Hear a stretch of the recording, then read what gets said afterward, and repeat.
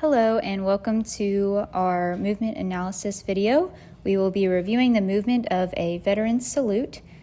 This is students Haley, Kaylee, Justin, Abby, and Hannah.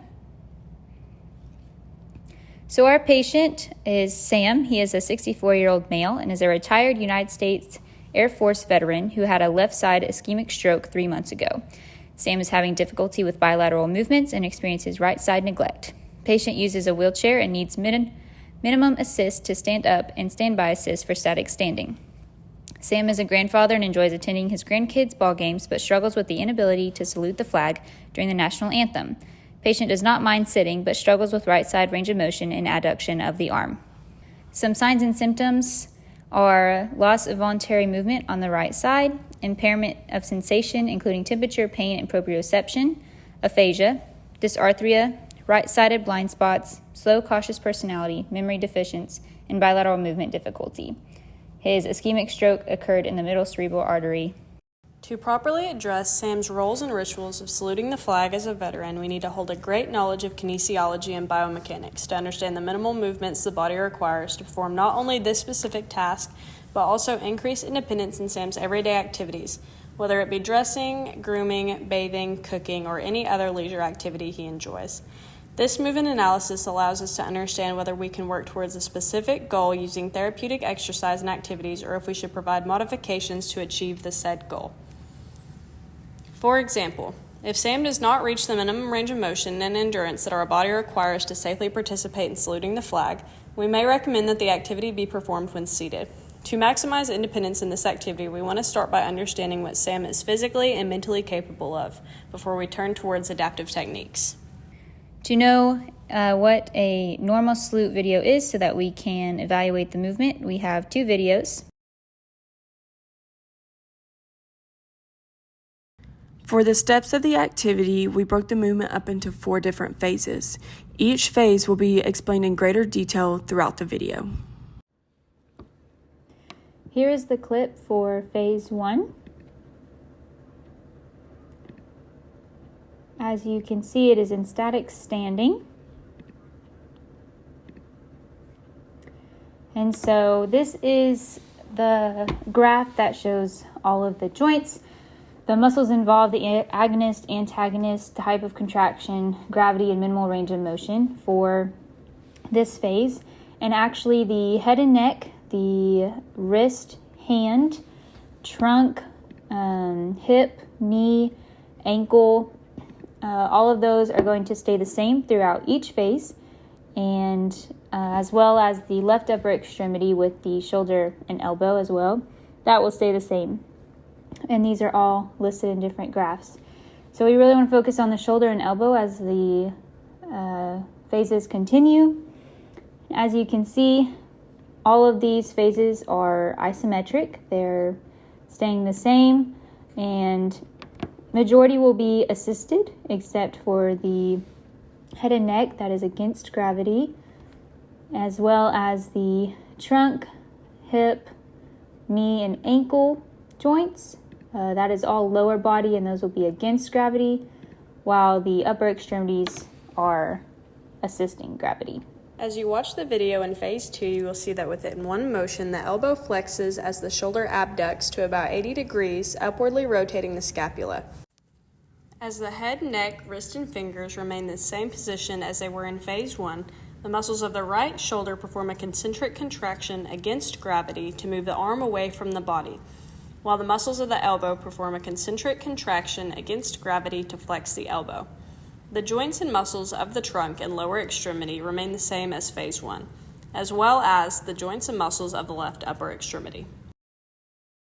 Going into phase 3, the only change in movement is the external rotation of the shoulder.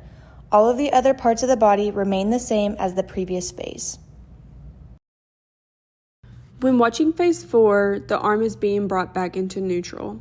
The elbow is extended, there is downward rotation of the scapula, and the shoulder is adducted. When you are watching phase 4, you'll notice that the head and neck, wrist, and hand remain the same as the previous phases. However, when looking at the shoulder, the type of contraction for phase 4 is eccentric and it is gravity assisted. When looking at the elbow for this phase, the type of contraction is eccentric and it goes against gravity. When looking at the trunk, hip, knee, and ankle, everything remains the same as the previous phases.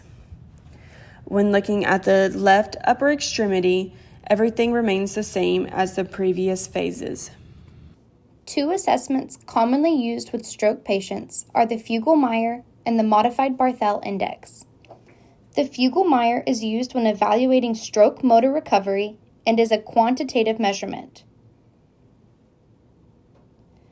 The Fugl-Meyer may be referred to as the FMMA, which is the Fugl-Meyer Motor Assessment. In a recent study by Lundquist in 2016, it was found that the current validity of the Fugl-Meyer was high, with a correlation coefficient, seen as R, equaling 0.94 to 0.95. The Fugl-Meyer also had high inter-rater reliability, with a median of 77% and a Cohen's kappa coefficient median of 0.69. It also had a coefficient median of 0.84 for the Goetz AC1, AC2. The next common assessment used with stroke patients is the Modified Barthel Index. The Barthel Index, or BI, measures independence in activities of daily living, or ADLs for short. The Barthel is a 5-point system. The Modified Barthel Index showed high validity of 0.95 when compared to the PET, or PET, MBI. The PET is the Performance Evaluation Tool. This tool was based off of the Modified Barthel Index. The reliability of the Modified Barthel Index was 0.99. The ICC, or interclass correlation coefficients, were high. For intra-rater reliability, the mean value of the interclass correlation coefficients was 0.99. For individual tasks of the PET MBI, inter-rater coefficients for the first session range from 0.77 to 0.94, with inter-rater coefficients from 0.85 to 0.96. So you may be wondering, what is the importance of occupational therapy's role and how do we help our clients with their occupational success? AOTA's Vision 2025 is made up of 5 pillars. These include being effective, having leadership, using collaboration, being accessible, and being intentionally inclusive. All these traits are what makes up the difference between occupational therapy and other health professions. As OTs, we want to always stay client-centered and give our clients the accessibility to receive effective care that will directly benefit their daily lives. We want to purposely work on the things that are meaningful to our clients. This also goes along with the occupational therapy framework. The framework includes the importance of using client factors, occupations, context, performance patterns, and performance skills in order to receive a full picture of our clients. A person's motivation and lifestyle directly influences their unique path that they will take while regaining their functional independence. For our specific client, Sam, we would use all of the information during his occupational profile to identify what is important to him. For example, he is a grandpa and it's very meaningful for him to attend his grandchildren's ball games. While at these ball games, he feels that it is his duty and his responsibility as a U.S. Air Force veteran to salute the flag during the national anthem. But due to his stroke-related deficits, it has made it very difficult. To anybody else, this may seem like the most simplest task that wouldn't have much of an effect on them. But for Sam, this small task means the entire world. And us prioritizing this meaningful task is what sets us apart. We work with our clients to include them in the process as much as possible in order to ensure that they have the necessary tools and resources to get back to their favorite occupations. Maintaining body structures that are optimal for performance can aid in reducing secondary medical complications, the range of motion, skin integrity, force production, and cardiovascular fitness.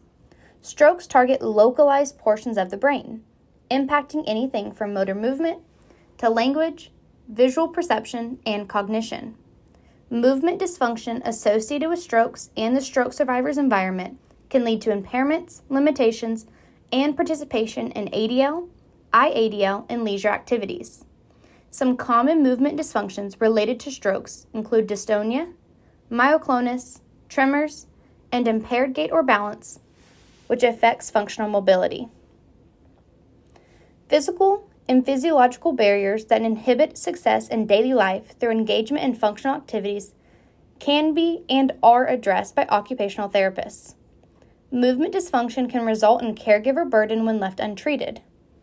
Occupational therapy aids in facilitating functional independence and quality of life to decrease this burden. By providing meaningful therapy, occupational therapists address movement dysfunction that not only accounts for the physical aspect, but also includes the environment, social support system, mental health, and overall well-being of the client. Occupational therapy can either restore normal motor movement or implement compensation or adaptive techniques to the patient with movement dysfunction in order to get the patient back to doing what they need and want to do. Occupational therapists provide a unique take on rehabilitating movement dysfunctions associated in strokes, and that they promote functional movement while making it meaningful to the client.